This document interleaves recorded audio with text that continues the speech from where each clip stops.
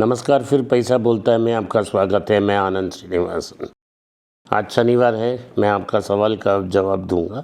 मैं दुबई में हूँ और विष्णु चेन्नई में है। चेन्नई से वो जवाब पूछेंगे अंग्रेजी में, मैं हिंदी में जवाब दूंगा। Namaste, sir. Hope your trip is going good in Dubai. So, I'll shoot out the first question from audience side. The first question is, what is happening in the USA? They say the US government is actually shut down. Can you please throw some light on it so that common people can understand what's actually happening in the USA? Bharat एक parliamentary system का governance है। America एक executive presidency है। भारत में अगर government budget pass नहीं कर पाई तो उसे कट पोर्शन कहा जाता है और गवर्नमेंट गिर जाएगी। लेकिन अमेरिका में वैसा नहीं है कि वो एग्जीक्यूटिव प्रेसिडेंसी है, तो प्रेसिडेंट अगले इलेक्शन तक रहेगा और किसी भी हालत में प्रेसिडेंट को बाहर निकाला नहीं जा सकता है। सिर्फ एक इम्पीचमेंट मोशन से उनसे निकाला जा सकता है।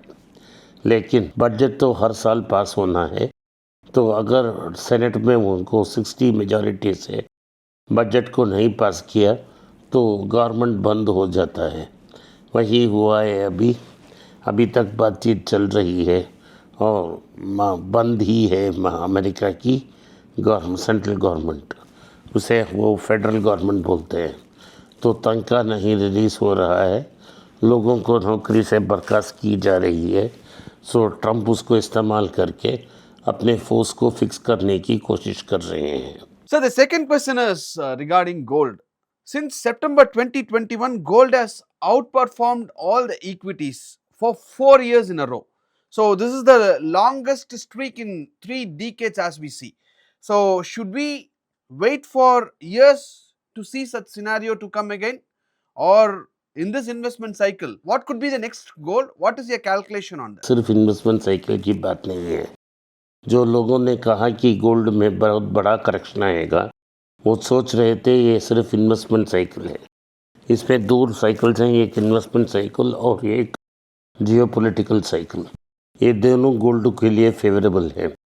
एक तो इन्वेस्टमेंट साइकिल में जब अमेरिका इंटरेस्ट रेट काटती है तो गोल्ड ऊपर हो जाती है और डॉलर नीचे आ रही है। वो अमेरिका में अब चालू है और फर्दर रेट कट्स आने वाले हैं। और अगला मई में एक नया फेडरल गवर्नर को इलेक्ट किए जाएंगे जो ट्रंप का आदमी होगा। वो भी रेट को इंटरेस्ट को कम रखेगा। ये गोल्ड के लिए बहुत फेवरेबल है। जियोपॉलिटिकली अमेरिका की जो ऑपोजिट हैं ideologically, Russia, China, Turkey, Hungary, Poland, इन सब देशों ने गोल्ड एक्यूमुलेट करना शुरू की है। उनके पास उन्होंने डॉलर बेची है और गोल्ड एक्यूमुलेट की है, क्योंकि जियोपॉलिटिकली गोल्ड को एक्यूमुलेट कर रहे हैं। और उसी समय में अमेरिका में भी इन्वेस्टमेंट क्लाइमेट बहुत अच्छा है। गोल्ड दौड़ रहा है, लगभग $4,000 एक आउंस तक पहुंच गया है और ऊपर जा सकता है। People keep asking about gold. That's why I have raised this question, sir. The next question is, as an investor, Tata Sons list was actually expected by all the investors, to be frank. What is happening? What's the problem behind this? ये आपका सरासर गलती है कि अगर आप Tata sons की listing expect कर रहे थे तो क्लियरली बात यह है कि टाटा सन्स एक प्राइवेट कंपनी है। अभी उन्हें प्राइवेट लिमिटेड कंपनी बना दिया गया है। आरबीआई उसे अपर लेयर एनबीएफसी की तरफ क्लासीफाई किया था, तो उन्होंने सारे कर्ज वापस ली और बैंक गारंटी कैंसिल कर। सो टाटा एंड सन्स अब एक प्राइवेट लिमिटेड कंपनी है। इसे फोर्स नहीं किया जाए कि वो लिस्ट करें। लेकिन आरबीआई ने ये भी कहा है कि आप अपने माइनॉरिटी शेयर होल्डर्स को एक एग्जिट दें। तो ये लिस्ट होने का समय ख़त्म हो गया है। अभी उनको फ्रेश नोटिस आना है, वो नहीं आएगा शायद, क्योंकि उन्होंने सारी लोन्स को ख़त्म करके सिर्फ होल्डिंग कंपनी इसको बना दिया है और जो एनबीएफसी का काम वो करते थे उसे बंद किया गया है। So you always keep saying about ITC as your favorite. So now your favorite ITC is getting into your disfavorite sector, that is real estate sector. So do ITC see the value in real estate sector, as ITC Hotel is planning to make a foray in branded residencies? or is ITC trying to compete just with Tata is into the Tata residencies? I mean the Taj residencies. Tata के साथ compete कर रहे हैं, आपका अनुमान सही है।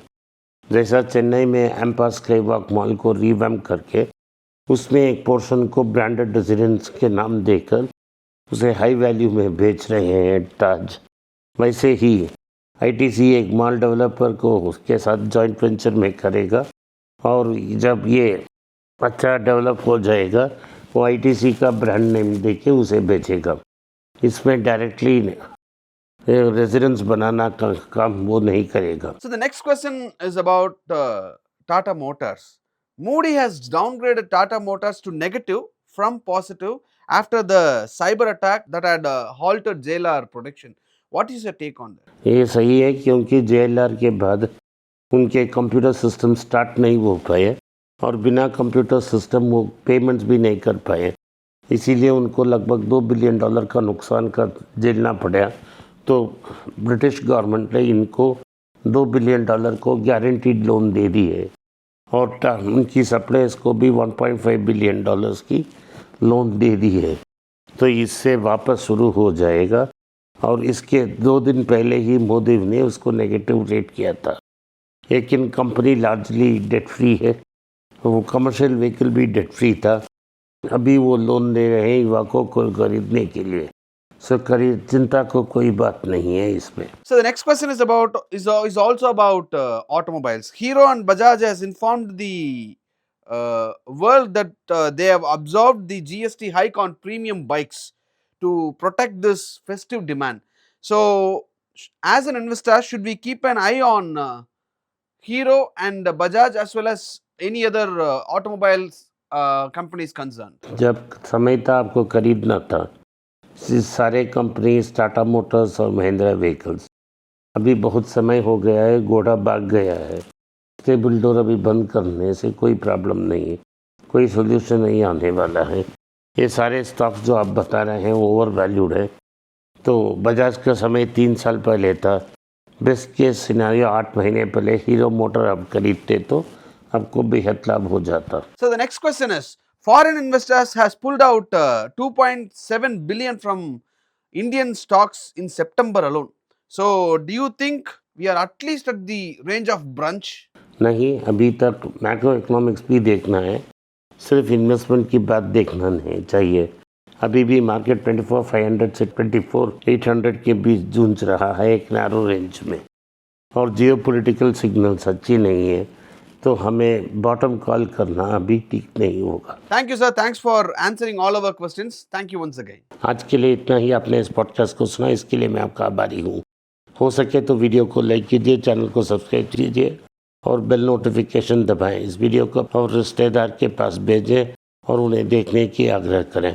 नमस्कार, धन्यवाद, जय हिंद। नीचे एक ईमेल स्क्रॉल हो रहा है, इसका ईमेल एड्रेस है paisa.bolta hai.np@gmail.com।